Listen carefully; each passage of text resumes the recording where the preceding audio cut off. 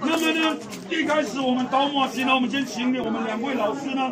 倒一次正确的倒法给大家看。